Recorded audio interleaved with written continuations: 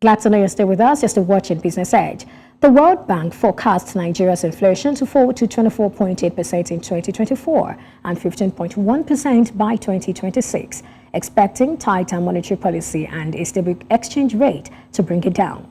The Bretton Woods Institution also projects moderate economic growth in Nigeria, but stresses the need for reforms to accelerate non-oil sector development. And for more on this, I'm joined by Ayodeji, Managing Director and Chief Business Officer, Optimus by Afrinvest. Thank you, Ayodeji, for joining me today. Yeah, good morning. Thanks for having me. All right, let me begin by asking you what your inflation forecast for Nigeria is in this year and what factors you are probably basing that on. Okay, thank you. So mostly the forecast is scenario based. So on a base level, on a base case, the forecast is around 28%, and optimistic level will be around 26%. And when we look at also what are the scenarios that is expected to come to play to achieve this, first of all, looking at the base case, we've seen currently we're at 31.7. We're projecting to go around 32 in March. The energy prices have just been reviewed. Before the end of the year, we will not be surprised to also see a subsequent removal of also fuel subsidies, which means that energy transportation costs will also go up and has direct impact on prices. Ayodeji, let me get your point here. I mean, from what we know, subsidy has been removed from, pure motor spirit. So what other subsidy are you referring to? No, I'm sure that we're all aware that subsidy has been turned. And the major reason, the initial shock when it was totally removed, the government felt and they saw the impact, but very direct. We have always advocated for a gradual removal. So, and I think on the back of that, government is being sensitive, trying to see how best they can gradually phase this out. And that is why it has gradually returned. Subsidy has gradually returned. If you check, this is simple calculation. You look at the current exchange rates, even with the appreciation, look at the current crude oil prices, look at the landing cost, you will see that there's a major gap. So fuel prices should have been over 1,000 naira per liter if that is not subsidized. So, but going back to the question, so if that happens, what we would advocate is a gradual removal, because what typically happen in Nigeria, you can see the electricity tariff that was suddenly moved almost 300%. If this has been done in previous years, even if it's by 25% every year or 20% every year, we will not feel the impact. This a kind of major shift most time causes a distortion. All right, let me come in here, Ayodeji. When we talk about electricity subsidy removal, there are those who actually reply that the removal had been done even long before now. I mean, that's story for another day. And then talking about NNPC paying subsidy, NNPC says they do, they have the recovery and all of that they're not necessarily paying anything to the marketers. Again, that's a conversation we'll also be having on this show. So I'll just leave this there. But then we have a situation where talking about this particular projection, we have the World Bank's projection, which is 24.8%, and then the federal government is 21.8%.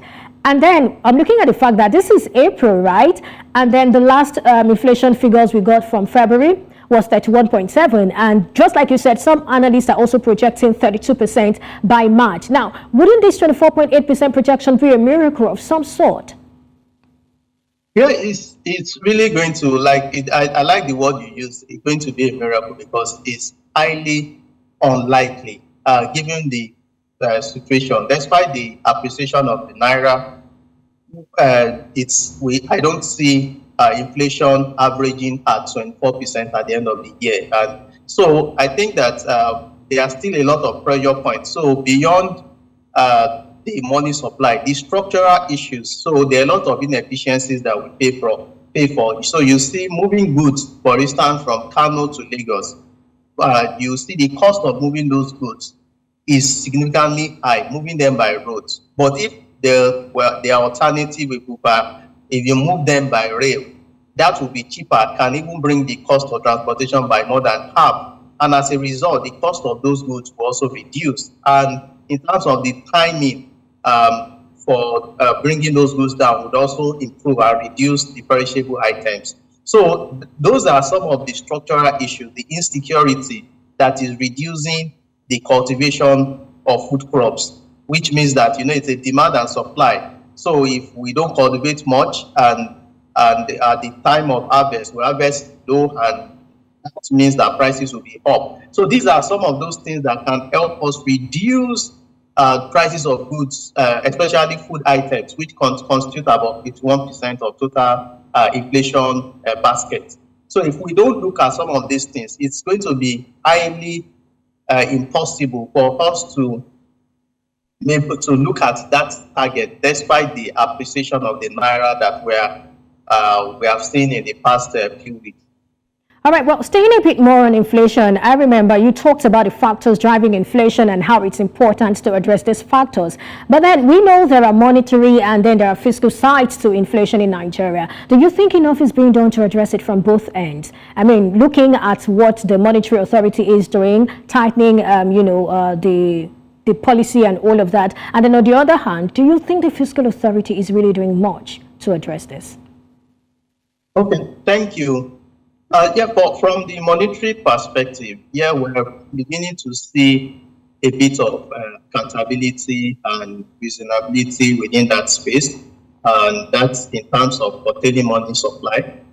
And from the fiscal side, we're seeing the moves, if I'll put it that way, but we are yet to begin to see the results.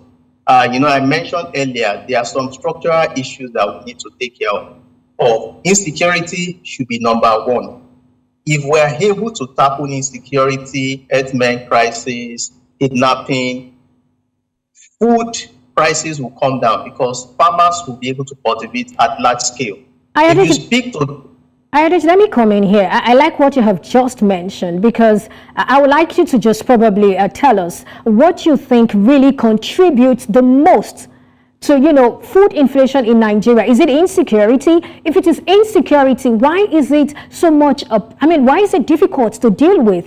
And then if we know that this insecurity is located in certain places, is there something we can do? Maybe we need to expand to some other places, and then what really do we need to do? Something pragmatic. How can we solve this situation? Because we cannot continue talking about inflation when we know that to a very large extent food inflation contributes the most to Nigeria's inflation basket. What do we do? I mean, we've heard the stories all over again being talked about, but how can we pragmatically deal with these issues? Okay, thank you. Insecurity is number one. If you look at in terms of the contribution, the impact that is having on food inflation, number one. And I think that it's the willpower that we think we need. We need more efforts. We need the president to intensify more effort working with the security agencies to make this in the bud, or to curtail this, if not totally eliminate this. I know a lot of effort is currently ongoing, but there's still, because the problem has been prolonged, so there's a need to be very consistent in this and be more pragmatic, like you said, to ensure that we reduce this to the minimum. And once we're able to do that, government can now also focus in supporting and subsidizing production. So when you see in developed climes, why you see food is like the cheapest thing that you find is because their government subsidize it. So you are subsidizing production, you are creating jobs, because there's a link between high unemployment rate and insecurity. What are the things we need to do to make people get occupied and get them engaged? And as a result, you will begin to see that insecurity level will begin to come down. So I don't think it's rocket science for any government if you want to solve. Yes, it may seem complex, it may seem political, but there's a need once the head, the number one, is really at this, getting this out of our way, then I think everyone will also fall in line and ensure that everything is done. All right, in closing. Thanks. Go ahead. Yeah, okay. So I want to just wrap up that the second factor that we need to look at is the inefficiencies, the bottlenecks. And with some of the contracts that have been awarded on the rail system, we need to fast track this because cost of moving goods, we all pay for these inefficiencies. And also is this, you see a lot of what I would call stops on the road when people that you have to pay a certain amount to move your goods on the road. All those things are factored into the cost of the item by the time it gets to its location. So if we actually want food to be cheaper, then we need to also look at what are those items that are constituting a major cost.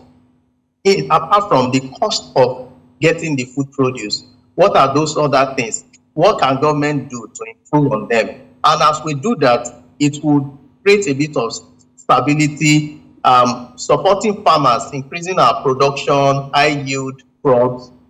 That all those things would really help significantly. And as a result, if we're able to taper and bring down food inflation, you will see that the overall inflation would also come down with what we are seeing within the FX level now. I like what you just said about the FX. I think we should just wrap it up there. Now, many analysts have actually said immediate action on dollar illiquidity, that's on availability and all of that, is crucial for effective inflation management. Now, just for context, do you think the stability currently being experienced in the foreign exchange market is a result of liquidity? And two, I mean, let's tie this together. How sustainable is this current stability? Okay, the first, answering your first question, yes, it's as a result of liquidity. So you would see that even with all the policies that the CBN has introduced in the past few weeks, they have also increased supply. So maybe the strategy was to first of all introduce this policy and now increase supply. So we are already seeing the supply. You can see the sale going on at the BDC, Bureau de Change segment of the market on a weekly basis. That is also helping. Then we're also seeing panic sales. So a lot of those that are speculated on the Naira are also selling. There's also okay, Ayodeji, let's close on this. How sustainable is this model? How sustainable is it without necessarily, increasing production or, doing other things that can bring in the dollars? This is just a short-term measure. The sustainable strategy is to improve on our non-oil revenue, non-oil exports. That is the sustainable way. Even if we raise Euro bonds and do every other thing, it's only going to be an FDI coming in. It's going to be short-lived. But the sustainable way is to begin to put more effort in increasing our non-oil exports. All right. Thank you so much, Ayodeji, MD, Optimus by Afrinvest. I mean, it's been a pleasure speaking with you today. Do enjoy the rest of your holiday. Okay. Thank you.